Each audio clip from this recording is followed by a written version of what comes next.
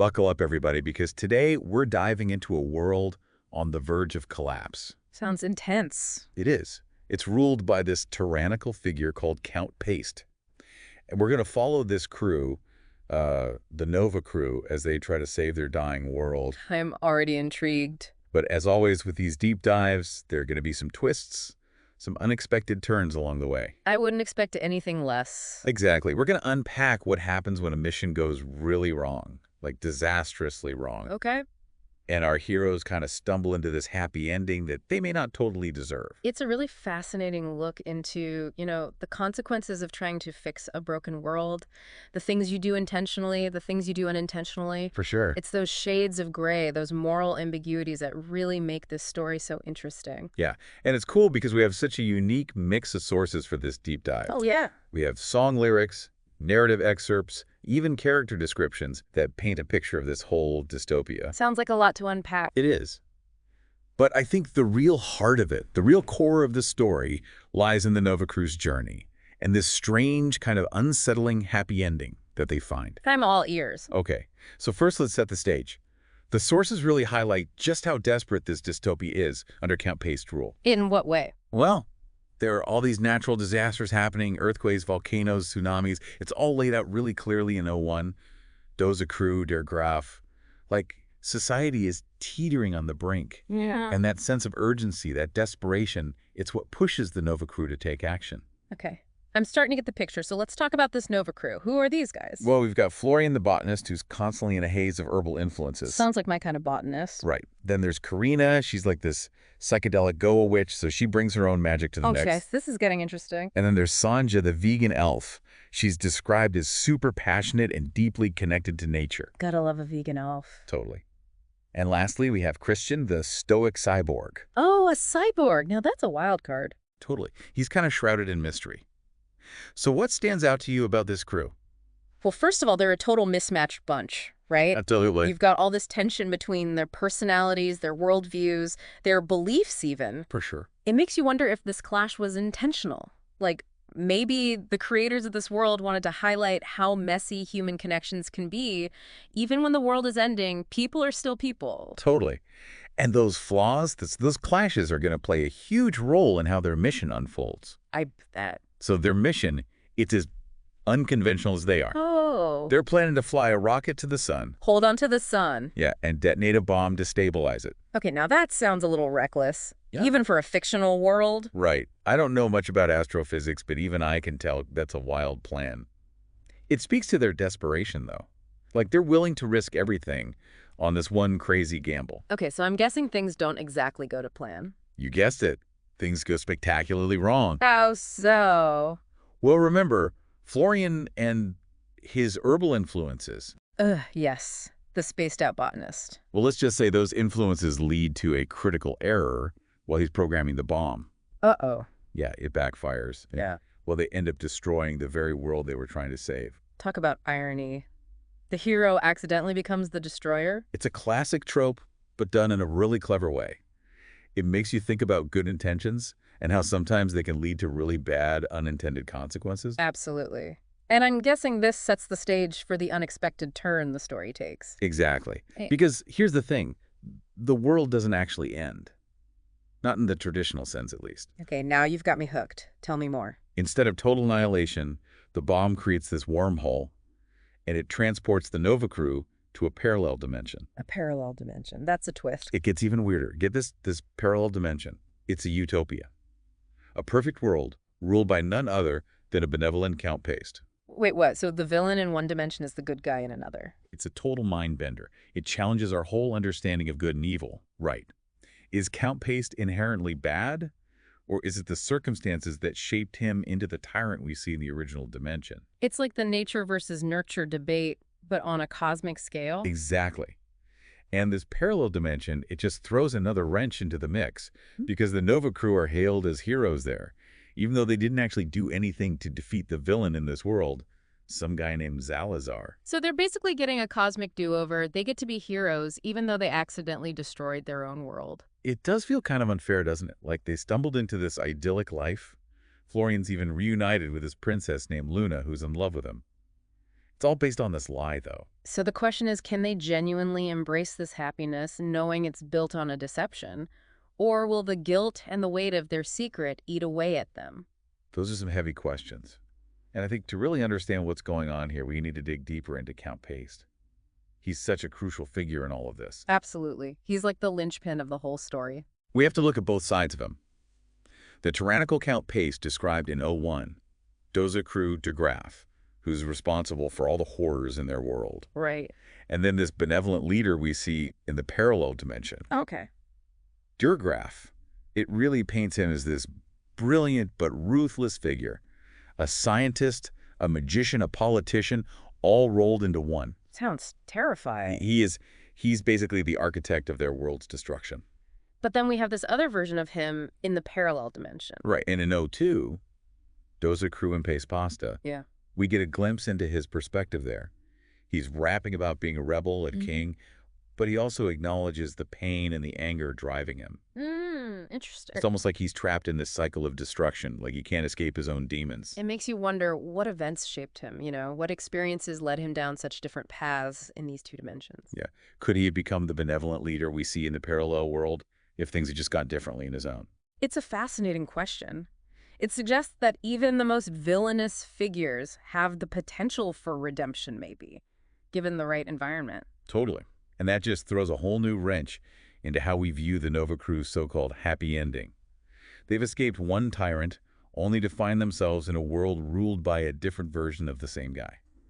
That's pretty unsettling when you think about it. It really adds to the moral ambiguity of their situation. Like, are they just trading one form of oppression for another, or is this truly a fresh start for everyone involved? It's hard to say for sure. We need to dive deeper into how the Nova Crew adapts to this new life, what choices they make, and whether they can truly find peace knowing what they know. And that's exactly what we'll do next. Buckle up, everybody, because this deep dive is just getting started. So the Nova Crew, they find themselves in this utopia. Right. Total opposite of the world they left behind. But you know what they say about things that seem too good to be true? There's always a catch. Yeah. Yeah, I can't imagine them just accepting this new reality without some serious internal conflict, especially knowing they didn't exactly earn this happy ending. Exactly. And that's where '08, Doza, Crew, and Pace Lunatic comes in. This song really gets into their heads, especially Florian's. Remember, he's the one who messed up the bomb programming. Right, the one who accidentally destroyed their world. Yeah, now he's in this perfect world. He's reunited with Luna. She sees him as a hero. Can you imagine the guilt he must be feeling? It's got to be eating him alive. Yeah. To be celebrated as a savior when you know you're the reason everything was destroyed in the first place? How do you even begin to process that? The song hints at this struggle, with lines like, Jeder Schritt, jede Stunde genießt sie im Licht, ihr Gesicht strahlt Hoffnung in jedem Augenblick. He's trying to enjoy it, to lose himself in this new world with Luna. But there are these shadows, these whispers. The lyrics mention Schatten and Lies Stimme. It suggests that the past isn't so easily forgotten. It's like he's trying to outrun his own shadow. You can't escape what you've done, no matter how far you run, even across dimensions. That's it, exactly. It creates this tension between Florian's outward happiness and his inner turmoil. He's living a lie. Even if it's a lie that makes him happy, the question is how long can he keep it up? How long before the truth comes out? And what about the rest of the crew? Are they dealing with similar issues? Or have they adapted more easily to this new life? Well, '08. Doza, Crew, and Pace Lunatic suggests they're all struggling in their own ways. Karina, for instance, seems to be embracing the distractions of this utopia. Yeah. The lyrics talk about her dancing, celebrating. Almost like she's trying to drown out any doubts she might have. Like a coping mechanism. Maybe. Then you have Sanja. She seems to have retreated inward, finding comfort in nature, trying to find peace in this new world. But even her connection to nature seems tinged with sadness. Yeah. A sense of loss for what they left behind. It's like they're all lost in this new world, trying to find their place, navigating this unfamiliar landscape of grief, guilt, and uncertainty. And the whole time, they know how they got here. Right. They didn't win some great victory. This utopia, it's the result of a catastrophic failure. Which brings us back to '03. Doza, Crew, and Pace Tyran in hand.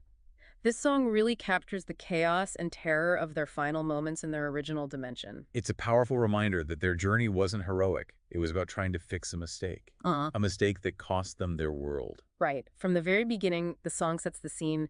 Die Atmosphäre brennt. Angst schnürt uns die Luft. Es ist der Endboss-Moment. Spürt den heißen Sturmhauch. You can feel the intensity, the pressure, the heat of the sun as they try to pull off this crazy plan. And then it goes into detail about each crew member, like a character study in the middle of a crisis. Yeah. We see Florian lost in the haze of nebulous grass, Karina with pills in her hand, relying on her psychedelic magic to cope, and Sonja, schwach von den Wurzeln, die sie braucht, so kühn, caught between strength and vulnerability. And then there's Christian, mit Siliconhaut and Stahl in den Venen, the cyborg standing apart from his more organic teammates. It's amazing how the song highlights their individual struggles, but at the same time, it emphasizes their unity, their shared purpose. Like in the line, Zusammen vereint trotzen sie dem Grauen, in der kalten Galaxis, wo Tyrannen bauen. They're all in this together. But even their combined efforts weren't enough to overcome Florian's mistake. No, der Code war seine Seele, doch der Teufel verführt. Tippte die Zeichen, das Schicksal rasiert. It's heartbreaking, really. It shows how good intentions can have such devastating, unintended consequences. It's like watching a tragedy unfold. You see these characters struggling against fate, their flaws ultimately leading to their downfall. And yet, from this destruction comes this bizarre twist, this escape into another dimension. It makes you wonder, was it really an accident or was there something else at play, some force guiding them towards this new reality? It's like the idea of destiny, this preordained path. Yeah. It adds a whole other layer to their story. Absolutely. And it makes their adaptation to this new world even more intriguing. Are they just pawns in some grand cosmic game? Or do they have the power to choose their own fate, even in this unfamiliar place? So what happens next? How do they handle this new life? What choices do they make? And can they truly find peace, knowing what they've done? That's what we'll explore in the next part. We'll delve deeper into their individual journeys and the moral dilemmas they face in this strange, unsettling utopia. Ooh, I can't wait. This is getting really good. So last time we were talking about the Nova crew trying to figure out their lives in this utopian parallel dimension. But it's clear they're still haunted by their past. And the guilt, the feeling that their happiness is built on a lie. It all feels so fragile, like it could fall apart at any moment. Right. It's hard to imagine this unearned happiness lasting forever. The truth always has a way of coming out, especially when you're carrying the weight of a world's destruction on your shoulders. Exactly. And they have that song, '03, Doza Crew and Pace Tyrann in hand, constantly reminding them of their mistake. Every time I hear that line, der Code war seine Seele, doch der Teufel verführt. Tippte die Zeichen, das Schicksal rasiert. It sends chills down my spine. It's a powerful image of Florian's guilt. And that guilt can be a driving force. It can make people do desperate things, try to find redemption, even if it means giving up their own happiness. So do you think Florian confesses? Do you think he tells Luna the truth about what happened in their original dimension? It's definitely possible. Imagine that secret weighing on him all the time. The fear of being exposed. It could become too much. And what about Luna? How would she react? She thinks he's a hero. To find out he's the reason her world almost ended, that would be devastating. It would turn her world upside down. She'd have to reevaluate everything she thought she knew about him, about their relationship. It raises a big question. Could their love survive that kind of revelation? That's a tough one. It would depend on their bond, I guess. Yeah. Their ability to forgive, to understand. But let's say Luna rejects him. What then? Does he try to go back to his own dimension? Even though it's a broken world? He might. The guilt could be too much. Or maybe he realizes that real redemption means facing the consequences of his actions. But that would mean leaving Luna, leaving this perfect life, and knowing that his actions led to the creation of this utopia. Would he be willing to sacrifice that for a chance at redemption in a broken world? It's a difficult choice. And then there's the whole issue of the two Count Pastes. Right. The tyrant from their original dimension and the benevolent leader in this one. It's crazy. Could Florian use that knowledge to his advantage? Maybe. Could he reason with the good Count Paste? Appeal to his better nature? Maybe even convince him to help fix the original world? That would be an interesting twist. It would completely change the whole hero-villain dynamic. But is it even possible? Can you really fix a world that's already been destroyed? The source material doesn't give us any answers. It leaves us with these open questions, this sense of uncertainty. And that's what makes this story so thought-provoking. It makes you grapple with these big concepts. What is redemption? Can we ever truly escape our past? And is happiness something we earn, or is it just a matter of luck? Exactly. It's a story that stays with you. It challenges your beliefs about choice and consequence and what it means to be human. It's a reminder that great storytelling isn't about easy answers. It's about sparking our imagination, making us see things from different perspectives. and leaving us with more questions than we started with. Well said. So while we may never know what ultimately happens to the Nova crew, I think it's important to keep exploring those possibilities, to think about the choices they might make, and what those choices tell us about ourselves. I agree. Well, that's about all the time we have for today's deep dive. Thanks for joining us on this journey through flawed heroes, cosmic twists, and the complexities of second chances. We hope it's given you something to think about. Always a pleasure. Until next time, keep diving deep and keep questioning everything.